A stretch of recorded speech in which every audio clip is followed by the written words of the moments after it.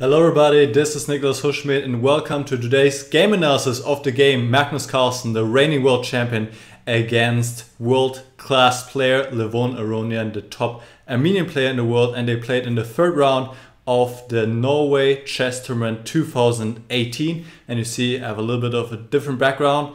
This is also my first time recording from my laptop because I'm on the road, but I hope this will all work fine. So let's get to the game. Here we have it.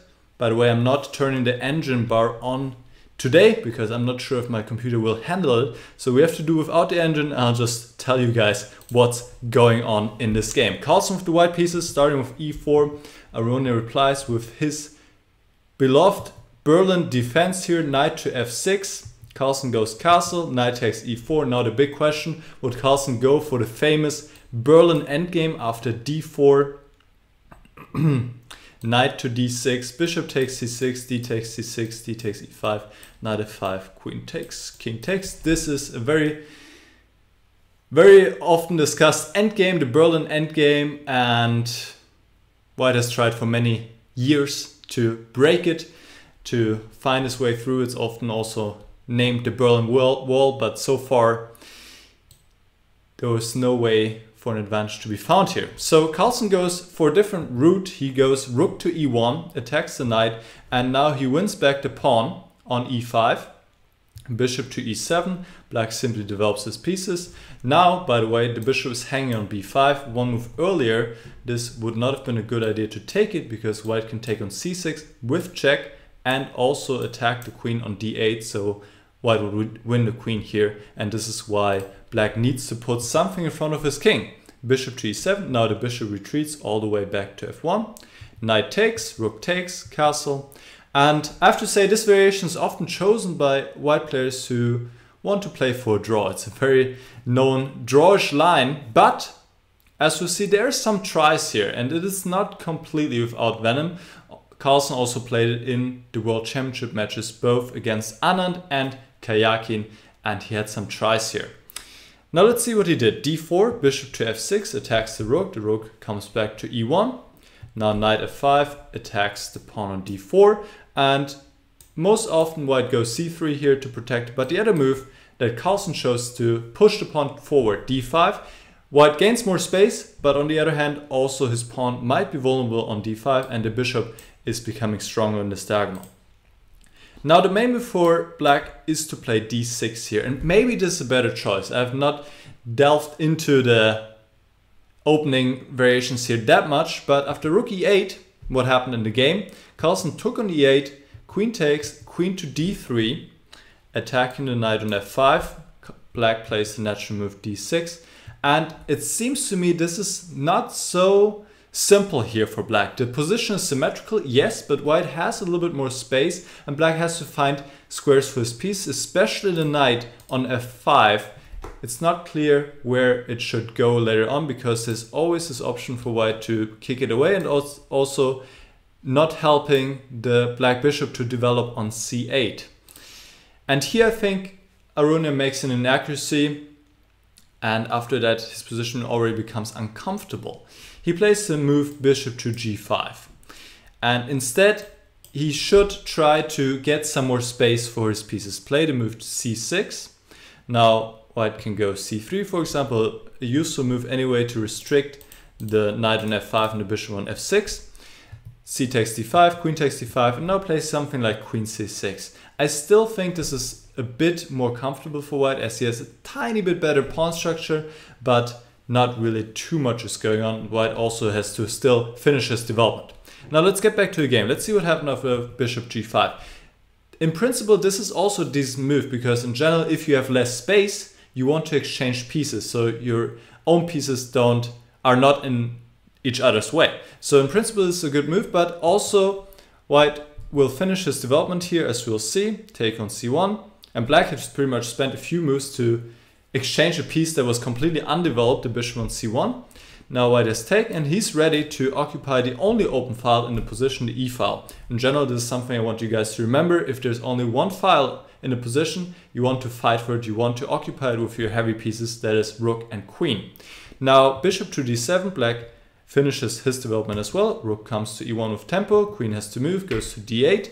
And now I like this move, queen c4, because the point is that the queen has to keep protecting the pawn on c7.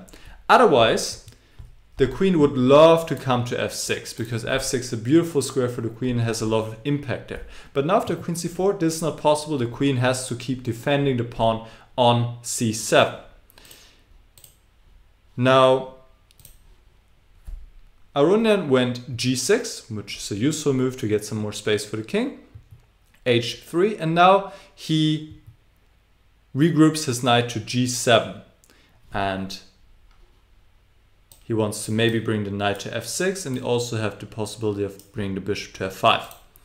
Still, his position is uncomfortable. He has less space and he cannot get his rook out. He would love to exchange the rook on e8, but as you can see, the queen is in the way. The rook is not able to swing to e8. And either here or in the next moves, Black really needs to free himself by playing c6. c6 is not a move you want to make necessarily, because you know that your pawn structure will be inferior, as you have this isolated pawn here on d6 and you have more pawn islands in this position. So there's a weakness on d6, but this more or less was necessary sooner or later to free himself, because as we'll see in the game, Black will just not have enough space for his pieces, and when he actually plays c6, it happens too late. So let's see what happens. a5 to gain some space here, but White simply plays a4 to prevent any b5 move and to fix the pawn structure on the queen side. And once again, c6 needs to be played here. Aronian went knight to e8.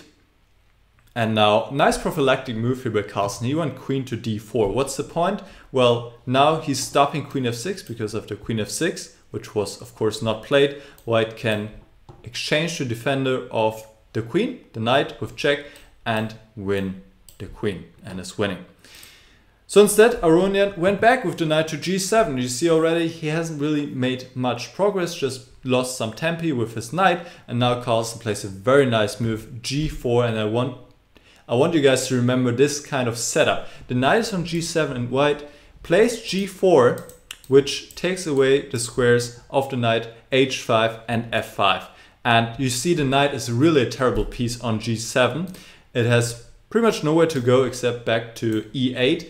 And it is often said, really the worst squares for the knight on the board are g2, b2, b7 and g7. This is where the knight has landed, because so often it can be easily restricted like that. g4, very nice move. Of course, White is weakening his king a little bit, but this doesn't matter right now because there's no way Black can get some attack going. He's too restricted in his own position.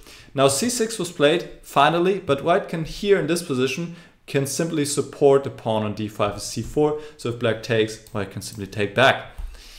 And here Aronian went knight e8 once again. It is difficult to suggest something here. Maybe go c5 and then grab the pawn and just hope you will survive the attack here, which will surely come. Something like b3, bishop e8, knight to g5. All the white pieces are in good squares. Yes, Black's up a pawn, but look at the pieces of Black, all passive, all defending. Also very tough to believe.